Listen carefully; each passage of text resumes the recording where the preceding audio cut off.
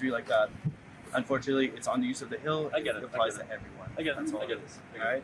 Thanks, Matt. Yeah, no worries. It's been told that we have to remove our billboards, so we're setting up for our press conference prior to the National March for Life.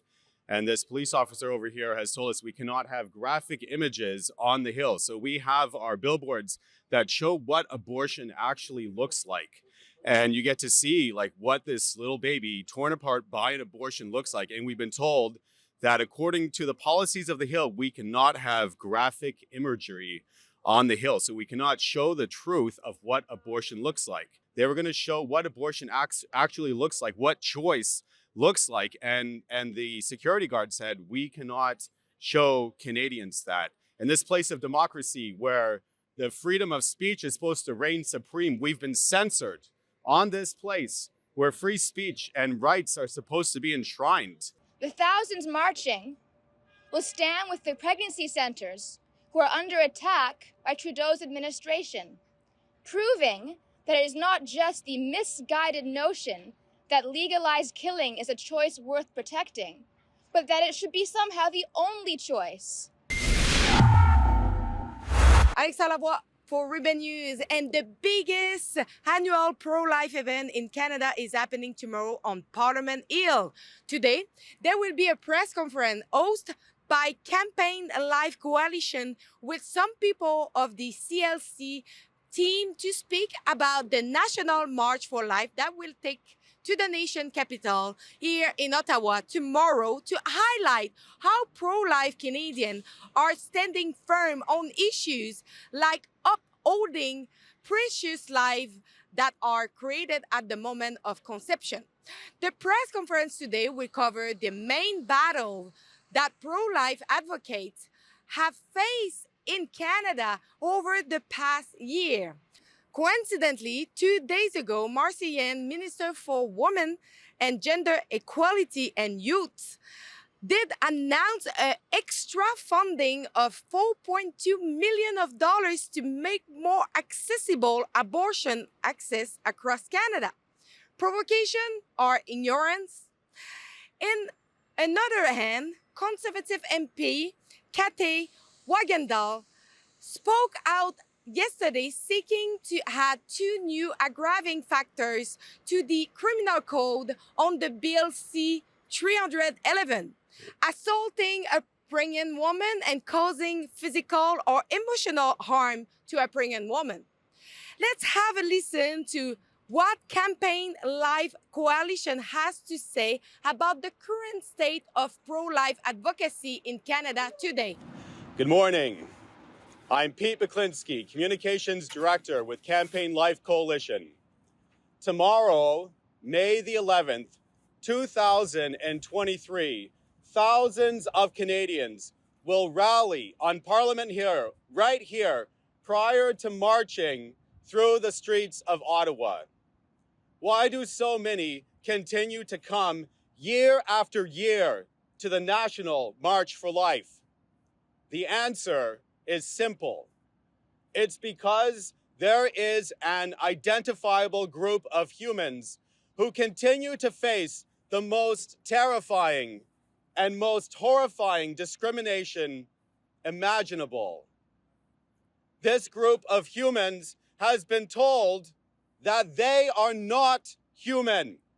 They've been told that since they are so small and so weak, and since they are the most invisible of all invisible minorities, then those who are more powerful than they have the right to dominate them, to bully them, even to the point of killing them. So, what's up, Philip?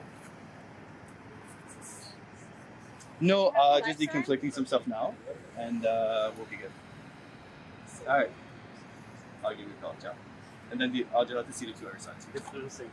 Are they the same? Yeah. So those won't be able to be shown. Our other March for Life signs, they're just going to be good in 30 minutes. Okay. Yeah, just text. So that, text is fine. But again, graphic imagery like that, unfortunately, it's on the use of the Hill. I get it. It applies to everyone. I get it. That's all. I get it. All right. Thanks, Matt. Yeah, no worries. It's been told that we have to remove our billboards, so we're setting up for our press conference prior to the National March for Life. And this police officer over here has told us we cannot have graphic images on the Hill. So we have our billboards that show what abortion actually looks like. And you get to see like what this little baby torn apart by an abortion looks like. And we've been told that according to the policies of the Hill, we cannot have graphic imagery on the Hill. So we cannot show the truth of what abortion looks like. And so, you know, one day prior to our big event where we have thousands of Canadians who are going to be coming here on Parliament Hill to March for Life, and we want to show like these are the victims of abortion, and here's what their mangled little bodies looks like. When you say the word choice, choice is not just, you know, an act of the will, but it, in the case of abortion, it means taking these implements of death, taking abortion tools and ripping a baby apart. And that's what our signs were going to show. They were going to show what abortion actually looks like, what choice looks like. And the security guard said, we cannot show Canadians that. In this place of democracy where the freedom of speech is supposed to reign supreme, we've been censored on this place where free speech and rights are supposed to be enshrined.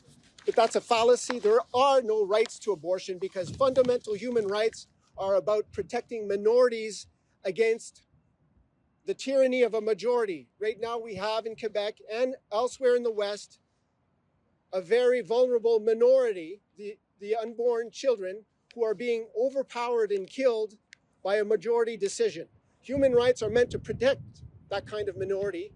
After World War II, when the Declaration of Human Rights was promulgated, it was a minority that a lot of people had in mind. Today, that minority is now the unborn. So you did speak a little bit about Quebec and the abortion. Can you a little bit talk about what happened recently with the Montreal hospital who actually went forward with a really late abortion? Yeah, so this was the Hôpital Sacré-Cœur, Sacred Heart Hospital in Montreal, where there was a 38-week abortion done. So that means that the child is just about to leave the womb, basically full-term baby. And the woman, for some reason, confidential, she decided to have the abortion, but the child was healthy. And the abortion did take place. And we, at the time of the incident, right before the eve, we sent out prayer requests so that this would not happen. And then it took several weeks for the confirmation of the actual act to occur. But we found out later from a newspaper report, actually, that the abortion had taken place. So we talk about choice, and it sounds all nice and idealistic. But really, when it comes down to it, that's a baby. In June 2016, the younger Trudeau legalized euthanasia, following a coordinated media campaign that reassured a wary public that the law was intended for the terminally ill, those who didn't have long to live anyway, and were suffering intolerable pain that had no other means of remediation by medical means. Again, warnings of a slippery slope from legalizing euthanasia were brushed off as conspiracy. So we just saw today, the liaison officer came to ask you to put the board down, to remove the speaker and the microphone. What do you think that they really try to censor the pro-life movement? Yeah, this is really despicable in a country that claims to be democratic and free, that has free speech, freedom of expression enshrined in its constitution, right in the Charter of Rights and Freedoms. We had a parliamentary liaison officer come here and tell us you're not allowed to hold up that sign that shows a photograph of an abortion victim, a baby who was murdered by abortion. And this is the people's parliament. This is our parliament, and we should be free to hold whatever sign we want here. That's freedom of expression. And for them to say that that's not permitted, that's egregious censorship. It's egregious censorship, and it's disgraceful. And in fact, we really should follow up and ask to see the rule. Where's the written rule that says that we cannot hold up a sign like that? I wonder if it truly exists, or if it was just a raw act of censorship, an instinctive act to say we cannot allow pro-life freedom of speech to be shown here. And it's disgraceful because that is the truth. That photograph, an abortion victim, was the truth. It's the reality. It's not doctored. It's not photoshopped. That is what happens. That is the result of a successful abortion. It's a dead baby, and that's what it looks like. And every Canadian deserves to see what that looks like so that they make informed choices when they go to the ballot to vote for a pro-abortion politician or a pro-life politician.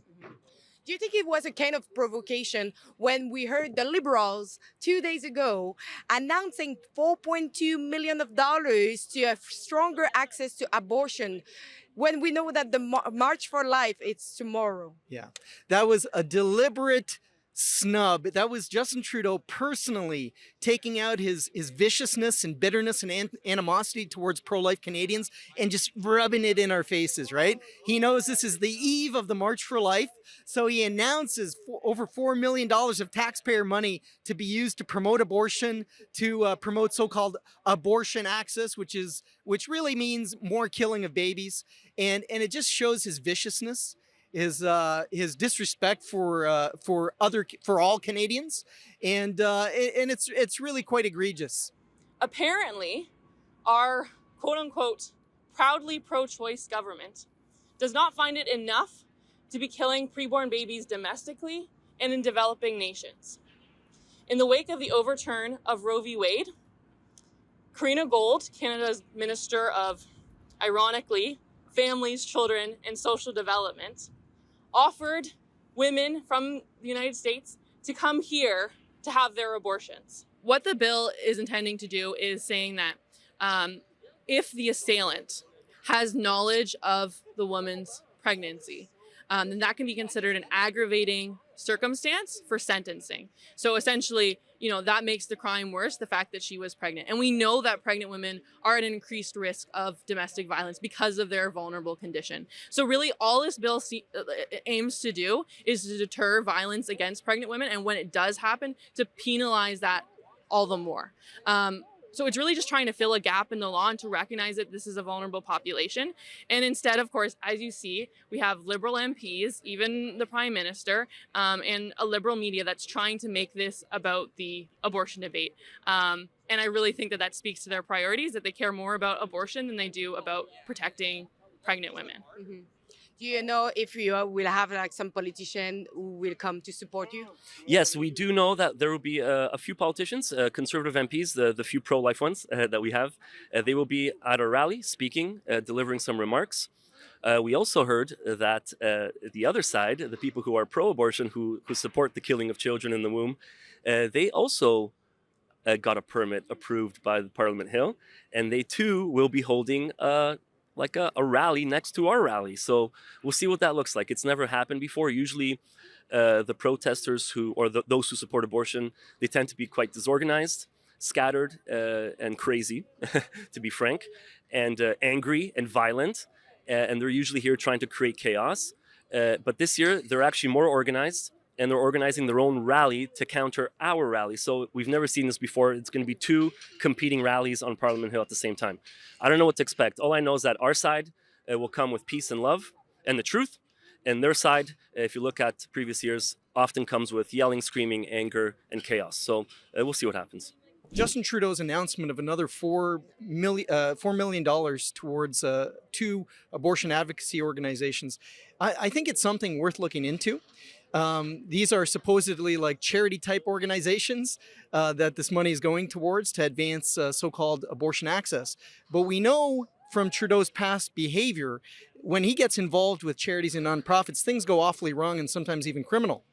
We saw with the Trudeau Foundation how it was being used as a political slush fund by the Communist Chinese Party to influence Trudeau's foreign policy. We saw with the We Charity how that was used as a slush fund to benefit his family and friends financially. And I wonder if the groups named as the recipients of these funds might be political actors that might be using them in ways covertly to help Liberal election fortunes in the next election. Thousands will be marching here to say that we will be the Good Samaritan who will come and help you when you are vulnerable, not the many self-righteous who walked by and said they felt compassion, but at the same time upheld the so-called right of the thieves and would-be murderers to come after that victim. The thousands marching will stand with the pregnancy centers who are under attack by Trudeau's administration, proving that it is not just the misguided notion that legalized killing is a choice worth protecting, but that it should be somehow the only choice. And indeed, pregnancy center is somewhat of a misnomer, because they do not merely help the woman when she has a mother of a child inside her, but also when she is the mother of a child in her arms. You are making right now a documentary. Can you a little bit explain what it's all about? Well, it's called Roe Canada, the True North in a Post-Roe World. And what it's doing is me and a colleague of mine, we are investigating how the Dobbs decision came to be and how we can really capture that momentum and bring it to Canada. Really get the debate, not open, it's always been open, but really gain momentum and make people realize that you don't have to be in despair, which not only drives the killing because people don't feel hope, but really show pro-lifers, yes, it was done in the States and we can do it here. We can save lives, we can protect our vulnerable, and we can be with our families without fear. So we are following the events all across Canada, but it's not cheap to do so. If you want to help us with the travel expense, you can do so at rebelfieldreport.com. On this website, you can donate what you can. Every dollar counts. Thank you to support us.